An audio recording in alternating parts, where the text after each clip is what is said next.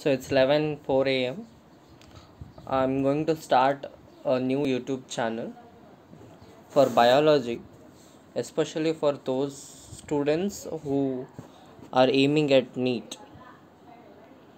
So starting our first unit today, I think there are 22 to 23 chapters in first year, and it will take almost all 2 months for completing it. I'm trying to complete it as fast as possible because this is 2021 and we have NEET on August 1st as per the reports now. So starting the chapter. So unit 1, diversity in living organisms or living world. So here we have 4 chapters. The first is living world, which explains about the classification of animals and all, and why do we need to classify the animals, on what basis the animals are classified and all. Then comes chapter 2, biological classification. That means how the classification is done, who all are the scientists involved in classification, and then what are the main kingdoms, the phylums and all. And then the third chapter, the plant kingdom. Here we are going to majorly study about all the plants like algae, fungi, bryophytes, gymnosperms, angiosperms, pteridophytes and all. Then comes the animal kingdom, that is the poriferans, coelentrates, cnidarians and all. So now we are going to start the first chapter, the living world. Okay. So the chapter 1, the living world. So this videos, whatever I am going to prepare, are fully based on NCERT. I am going to read NCERT line by line, underline the important things, and then explain it thoroughly. So the chapter number 1, the living world. Okay, wait. Okay.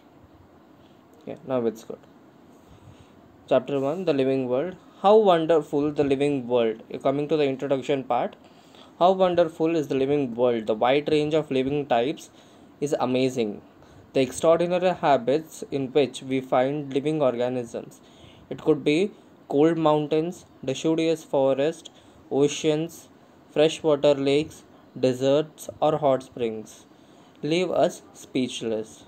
Okay, so mainly he's talking about types of climatic conditions and the the climates in which we live in. Like it may be the cold mountains, the deciduous forest, oceans, or the fresh lakes and all. Okay, the beauty of the galloping horse, of the migrating birds, the valley of flowers, or attacking shark evolves, and a deep sense of wonder. The ecology conflicts and cooperation among members of a population and among populations of a community, or even the molecular traffic inside a cell, makes us deeply reflect on what indeed is life. So he is saying the wonders of the life which we see. Like when we see birds, we wonder how do they fly and all. Okay, when we take fishes, like we also wonder how do they live in water when we can't live for a minute without oxygen, isn't it? So he's talking about the wonders of life and how indeed is the life. Okay, so these questions have two implicit questions within it. The first is the technical one and seeks answers to what living is, as opposed to the non-living. That means opposed. Sorry, opposed. Okay, opposed to the living. And the second is physiological one and seeks answer to what the purpose of life is. As scientists, we shall not attempt answering the second question. We will try to reflect on what is living. So, like when we ask what indeed is life, we have two questions inside one question. Okay, so first one is very technical thing what we are going to learn in biology. how the life is formed, why the life is, or not why the life is formed, how the life is formed, what are the building blocks of it, what are the processes involved in maintaining a life, and all. We are going to study in the first question, and the second question is a philosophical one, in which we mainly study about why do we live, like whether we have some aim, something kind of that thing. Okay, so next, starting with 1.1, what is living? When we try to define living, we conventionally look for distinctive characteristics exhibited by living organisms: growth, reproduction, ability to sense environment and mount a suitable response come out of our mind immediately as unique features of living organism. So what are the unique features of living organisms they are saying over here? So we need to mark over here, underline it. Growth. Okay, okay, okay.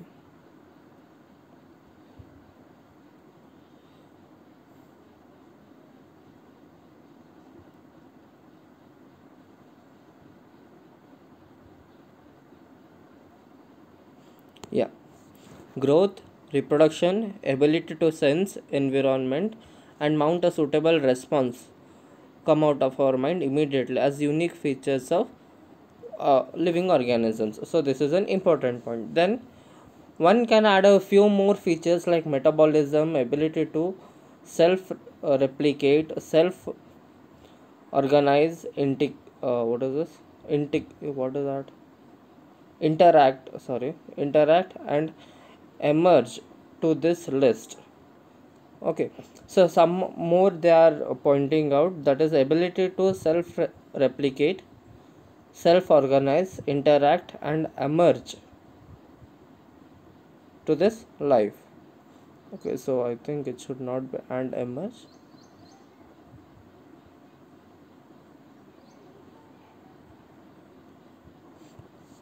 Yeah.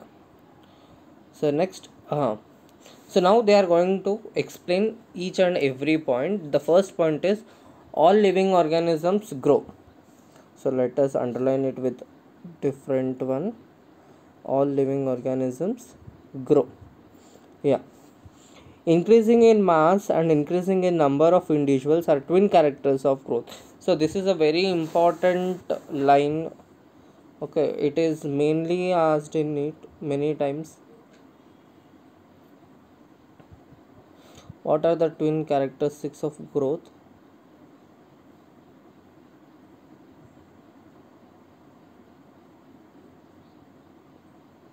Okay, why is it not coming? Yeah. Increase in mass and increase in number of individuals are twin characters of growth. Okay. So increase in mass in the sense like if you take a mountain, okay, the snow comes up on it and sets. So that is increase in height or increase in mass. Okay, and increase in let us leave the example of mountain. Let us take the example of our own humankind. See, as we grow up, we also grow in size. Our weight also increases. So that is growth in mass. And increase in number of individuals are is also possible. Like we reproduce and we get our progeny. So we increase the number also. So increase in mass and increase in number of individuals are twin characters of growth. Okay. A multicellular organism. Okay, wait. Mm-hmm.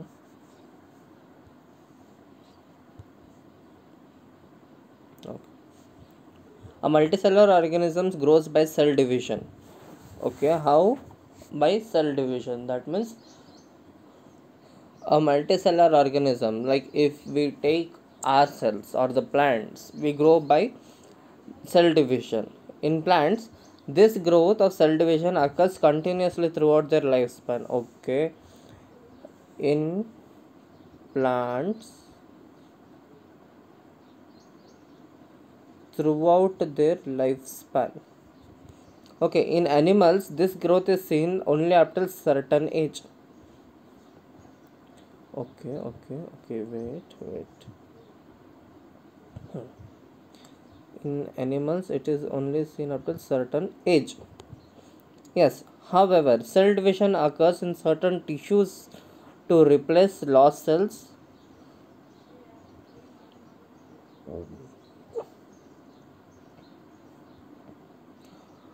Unicellular organisms grow by cell division. One can easily observe this in vitro culture by simply counting the number of cells under microscope.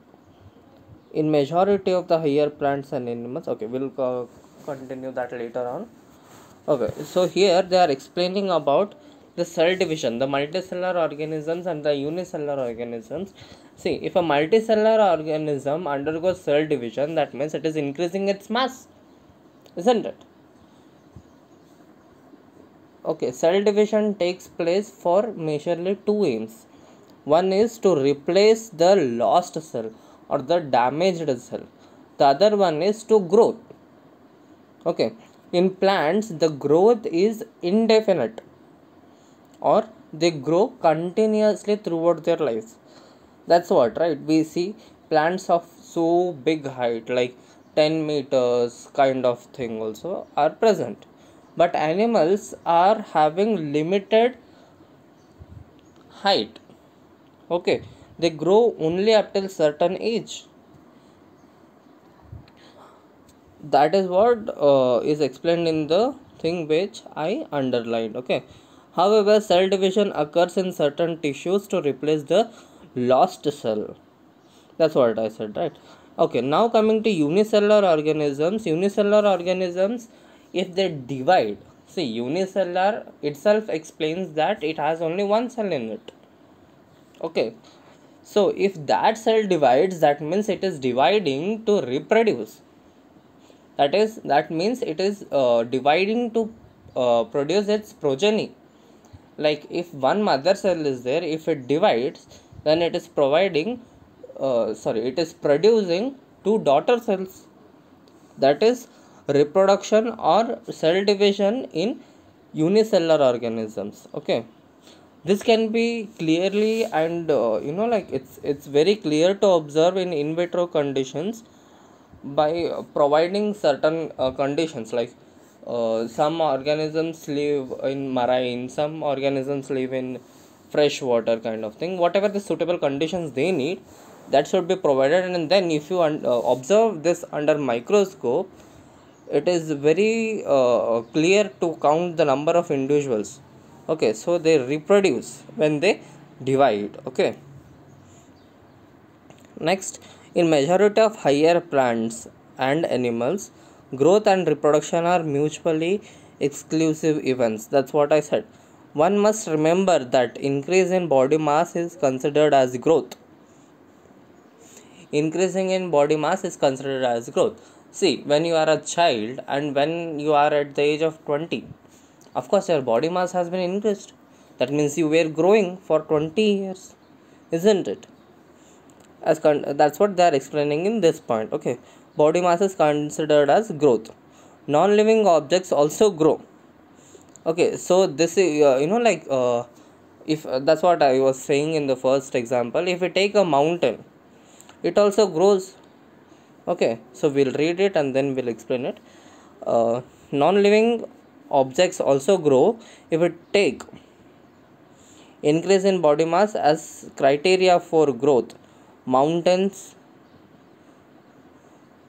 and sand moulds do grow.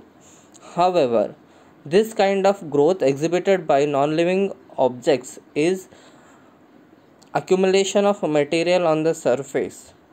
In living organisms, growth is from inside. Growth, therefore, cannot be taken as a definite property of living organisms. That's what I was saying.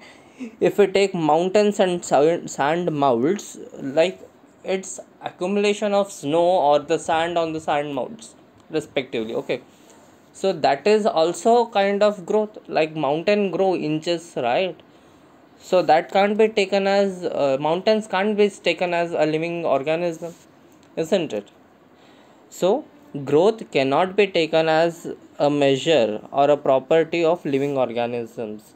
Okay, so I think I should mark the statement. Where is it? Therefore, growth therefore cannot be taken as a defining property of living organisms. So this is very important. Growth therefore cannot be taken as defining property of living organisms. Okay, so let me change the color. Let it be purple. No, we can't see if it's purple. Let it be green. Yeah, it's good. Okay. Growth therefore cannot be taken as defining property of a living organism. Okay. Conditions under which it can be observed in all living organisms have to be explained, and then we understand that that it is a characteristic of a living organism. A dead organism does not grow, isn't it? A dead organism do not grow. Will it grow? Like if a person is dead, does he grow? No. That's what he was explaining. Then comes reproduction.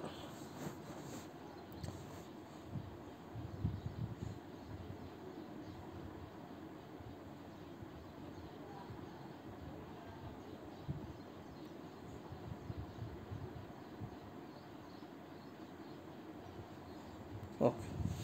Reproduction likewise is a characteristic of living organism. Okay.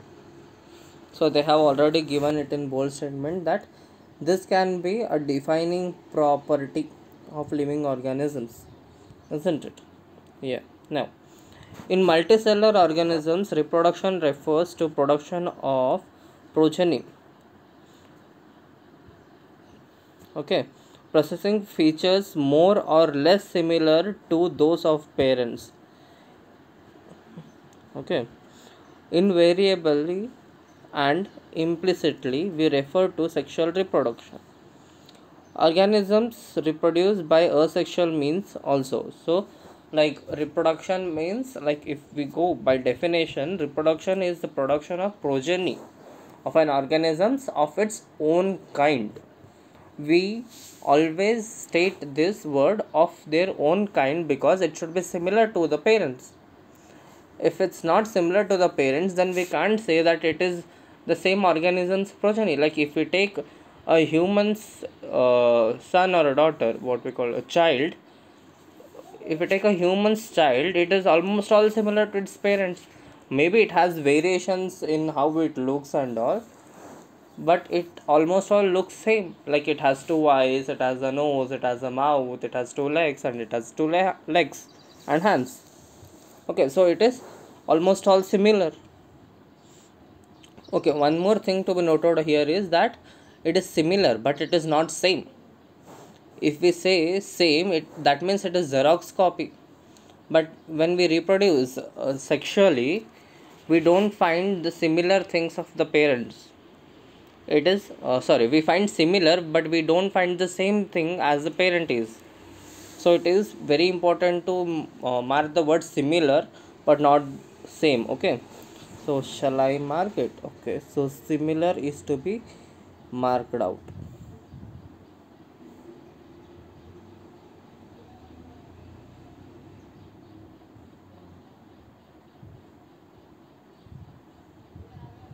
Okay, it's very difficult to do this, huh?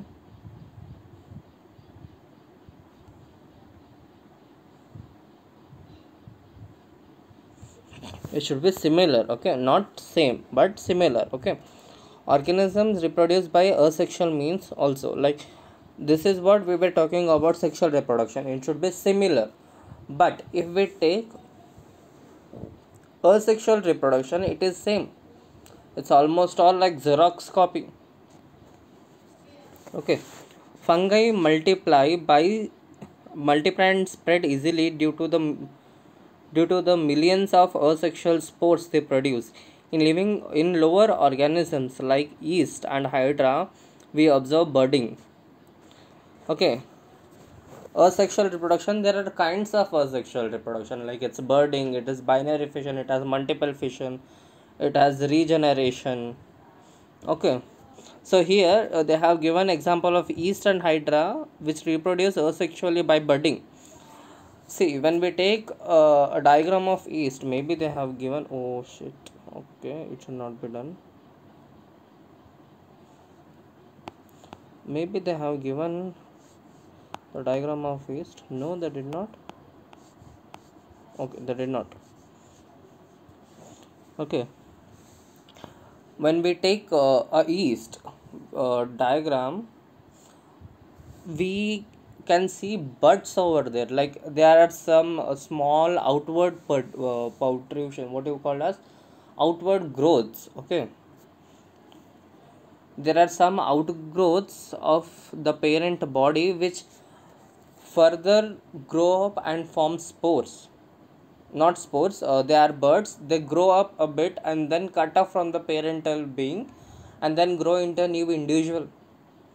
So that is what? That is budding in yeast and hydra. The hydra also follows the same process. Okay, so that is called as budding. In planaria, that means in flatworms. Planaria belongs to flatworms, that is Platyhelminthes. Okay, planaria. In planaria, the flatworms, we observe true regeneration. Okay, the true regeneration is different from just a partial regeneration. Like if we take lizard, if we cut its tail, it can regenerate. Okay, but that is different from true regeneration. True regeneration, like if we take lizard and cut it into 5 to 6 pieces, and then if we leave it, it will die off. It won't grow. It won't regenerate. But it's not the case with planaria. Like if we cut planaria into 5 to 6 pieces, all the 6 pieces grow into a new individual. So this is reproduction by asexual method in planaria, that is true regeneration. Okay, they have explained, I think, that is a fragmented organism regenerates the lost part of its body and becomes a new organism. Okay, they have not explained it correctly, but I think I have explained it very correctly. The fungi, the filamentous algae and protonema of mosses all easily multiply by fragmentation. When it comes to unicellular organisms like bacteria, unicellular algae or amoeba, reproduction is synonymous with growth. That's what I had been explaining up till now. Like if we take a bacteria, example of bacteria is the curd bacteria. What is it? Lactobacillus, exactly. So when we take an example of lactobacillus, when it undergoes cell division, it is an unicellular organism, and when it undergoes cell division, it forms two daughter cells. That means it is reproduction and also growth. So growth and reproduction goes simultaneously or hand in hand in unicellular organisms. Okay, that is increase in mass in number of cells. Okay, growth is increase in number of cells also. Then we have already defined growth as equivalent to increase in cell number or mass. Hence we notice that in single celled organism we are not very clear about the usage of two terms, growth and reproduction. That's what see, if we take a multicellular organism, growth is different from reproduction. Growth is the increase in mass, okay, and reproduction is increase in number. But if we take unicellular organism, growth and reproduction go simultaneously, hand in hand, okay, and we clearly can't differentiate what is growth and what is reproduction. Okay, it's a bit confusing. Further, there are many organisms which do not reproduce. Okay, mules, sterile honeybees, sterile worker bees, infertile human couples, etc. Hence, reproduction also cannot be an inclusive defining characters of living organism. Of course, non-living objects is capable of reproducing or replicating itself. Okay, So here they are giving exceptions in living organisms which can't reproduce. Okay, mule is a product or a living organism which is done by crossing between a horse and a donkey. Okay, and sterile worker bees. Okay, in honey bees there are three types of bees. One is the male, one is the female, which is the queen, and there are so many worker bees which are infertile. They can't reproduce at all. And then we have human infertile human couples which cannot reproduce. Though these three categories are living organisms, but they can't reproduce. Okay, and the other thing is that no doubt non-living organism can reproduce. Now we all know that, and it's very clear to us that non-living organisms do not reproduce. But the question comes to the living organisms which cannot reproduce: the infertile human couples, the worker bees, and the mules. So we say that reproduction also cannot be marked as a defining character of living organisms, so we need to mark it. Okay, reproduction also cannot be an inclusive defining character of living organisms. Yes. Next, another characteristic of life is metabolism. Okay, so I think this is a wrong statement. Okay. So now it's what? Another characteristic of life is metabolism. So metabolism we are going to study about metabolism. Okay. That's a wrong one. Yes, now it's correct. All living organisms are made of chemicals. These chemicals, small and big, belonging to various classes, size, functions, etc., are constantly being made and changed into some other biomolecules.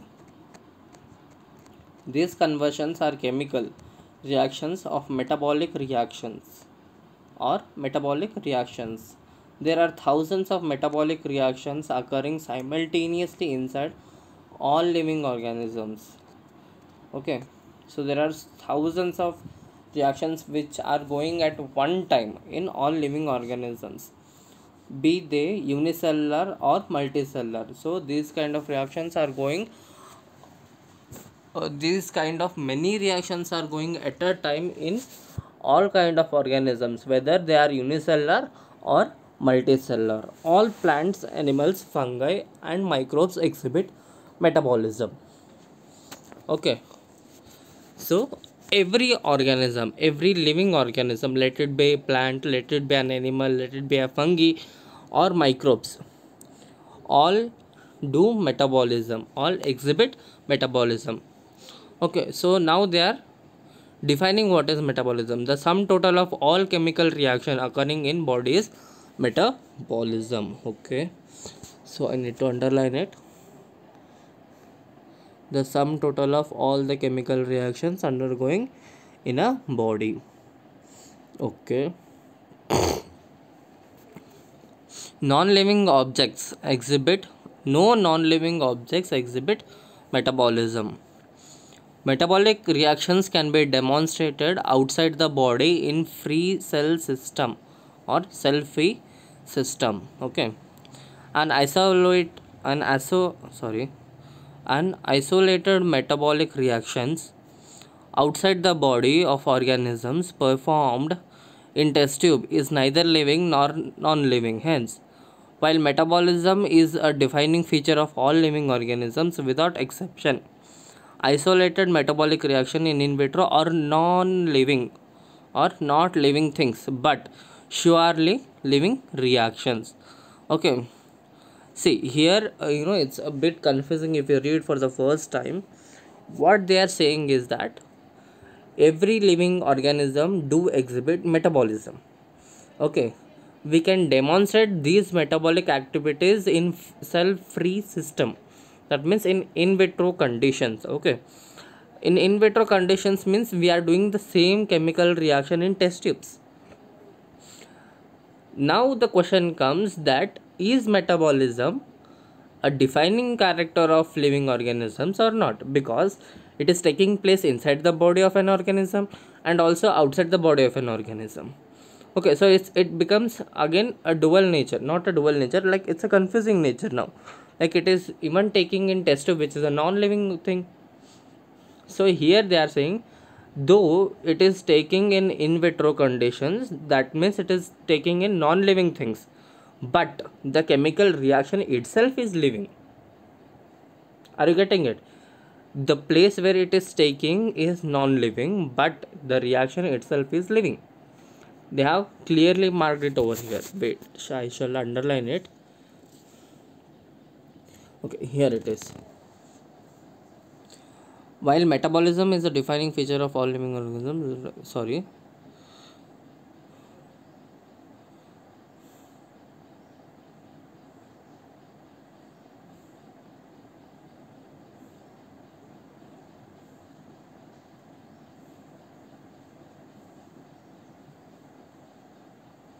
Okay, here it is. While metabolism is a defining feature of all organisms without exceptions, isolated metabolic reaction in vitro are not living but surely living reactions. Okay, so this is a very important point, need to be underlined. Then comes the concluding statement. Hence, cellular organisms of the body, the cellular organization of the body is a defining feature of living form. Okay, so cellular organization is a defining form. So this is not a complete statement. This need to be highlighted. Yes. So cellular organization, that means how a body is formed. The cellular organization is a living is a defining feature of all the living organisms. Next, perhaps the most obvious and technical complicated feature of all the living organism is the ability to sense their surrounding or environment. Now they are coming to response to stimuli or sensing the surroundings. Okay, so sense their surrounding is the next topic. Okay, so it should not be underlined. Sense their surroundings, okay, or environment, and response to their environmental stimuli, which could be physical, chemical, or biological. Okay, they are very clearly mentioning that the stimuli or the tension can be physical, chemical, or biological. Okay, we sense our environment through our sense organs. Okay, so we sense our environment through our sense organs. The sense organs are the eye, the nose, okay, the tongue, the skin.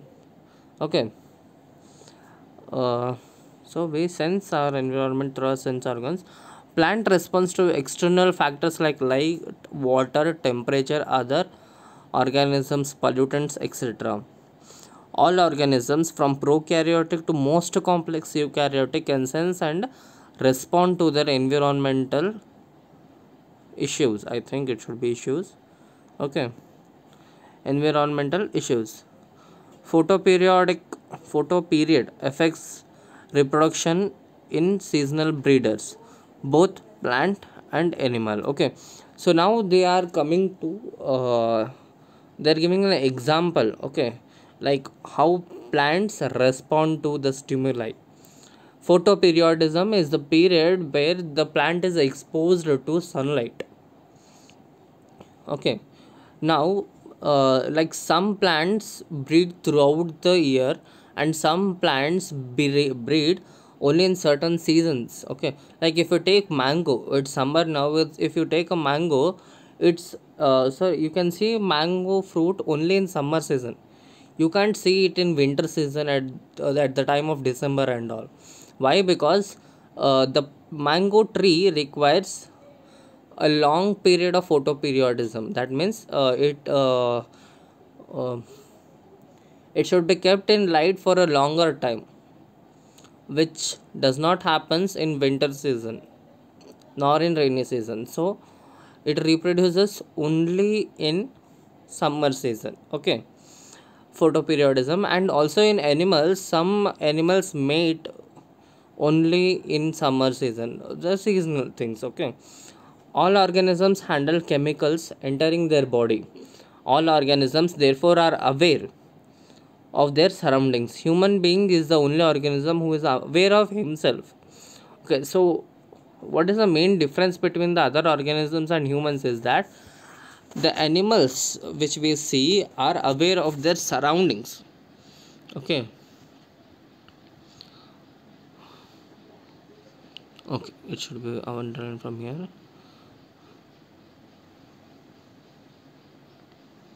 Yes. Huh. All organisms handle chemical entering their body. All organisms therefore are aware of their surroundings. That means they are aware of their surroundings. Okay, but human is self-aware. Okay, is aware of himself. Okay, that's the difference.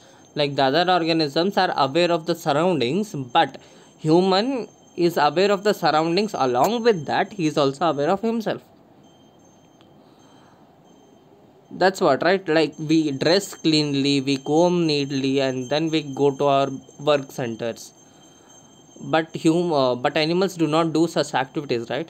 That is what we call as self awareness or aware of himself. That is self consciousness. So consciousness becomes a defining property of living organisms. Okay, so it should be underlined. No, it should be marked. Okay, next. When it comes to human beings, it is all the more difficult to define the living state. We observe patients lying in coma in hospitals, virtually supported by machines which replace heart and lungs. The patient is otherwise brain dead. The patient has no self consciousness. Are such patients who never come back to normal life living or non living? So it's a question for us. We need to answer this question. Like you can answer this question in the in the comment section. The question is that, like, if we take an example of a coma patient, the patient is brain dead. He can't react to the stimuli. He can't react to the environment. Like if you keep a candle and then put his hand on the candle, he does not respond. He's brain dead. He is supported by so many machines like the heart, the lungs, and all. Now we need to answer that, is he a living organism or a dead organism? That is a non-living organism, is the question. Now coming to the next paragraph. In higher classes you will come to know that all living phenomena are due to underlying interactions. Properties of tissues are not present in constant cells but arise as a result of interaction among the constituent cells. Okay, so it's a okay, I'll read the whole paragraph and then explain it. In higher classes you will come to know that all the living phenomena are due to underlying interactions. Properties of tissues are not present in the constituent cells but arise as a result of interaction among the constituent cells. Similarly, the properties of cellular organelles are not present in molecular constituents of the organelles but arise as a result of interaction among the molecular components comprising the organelle. Okay, so here it's like they are actually explaining what are tissues, what are the properties of tissues, how they originate. Okay, so properties of tissues are not present in the constituent cells. See, tissues are generally made up of cells, maybe similar or dissimilar, which work together. Okay, like if you take a human tissue, it's like made up of similar cells which perform a single activity. But if we take plant tissues like the xylem and the phloem, they're made up of different kind of tissue but which work coordinatedly. Okay, so that is a difference between an animal tissue and a plant tissue. Okay, the properties of the tissue are not present in constituent cells. Tissues are made up of cells, and the property of a tissue is not made by the cells or not constituents of the cell, but it arises as an interaction among the constituent of cell. It's what to say, it's not, it's no, like we can explain in a simple example, like it's not a written script, but it comes as a result of interaction. Are you getting it? Maybe it's becoming more complex, but I think I can explain in this way only. Okay, next, similarly the properties of cellular organelles are not present in molecular constituents. So the properties of cellular organelles are not present in molecular constituent, but arise as a result of interaction among the molecular constituent. It's the same statement again, but here they have taken cellular organelles, there they have taken tissues. Okay, these interactions result in emergent properties at a higher level of organization. This phenomena is true in hierarchy of organizational complexity at all levels. Therefore, we can say that living organisms are self-replicating, evolving, and self-regulating interactive systems capable of responding to external stimuli. Okay, so they have defined living organisms. How they have defined living organisms? Living organisms are self-replicating, evolving, and self-regulating interactive systems capable of responding to external stimuli. Okay, so it's a very good definition. Biology is a story of life on earth. What is biology? Biology is a story of life on earth. Biology is a story of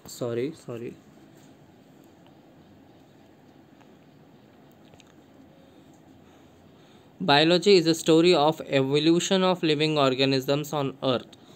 All living organisms, present, past and future, are linked to one another by sharing of common genetic material, but to various degrees or varying degrees. So this is an important line. Biology is a story of evolution of organisms on earth. It's a very good line and an interesting line. Biology is a story of evolution of living organisms on earth.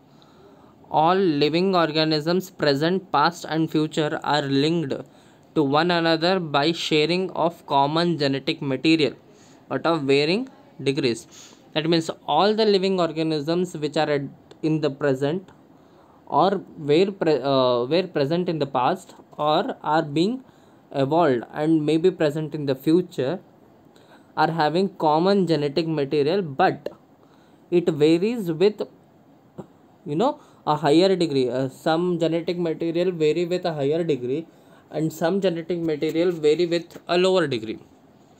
That's what they meant to say. Okay, next, diversity in living world we are going to study in the next class. So if you have liked the video, please like, subscribe and share, and also don't forget to comment. Like I have a question to you guys, like do you want to continue me the video in English or in Hindi? It's your wish. If you say that I need to continue the channel in Hindi, I'm ready for it also, or else if you are comfort with English, just give a thumbs up. Thank you.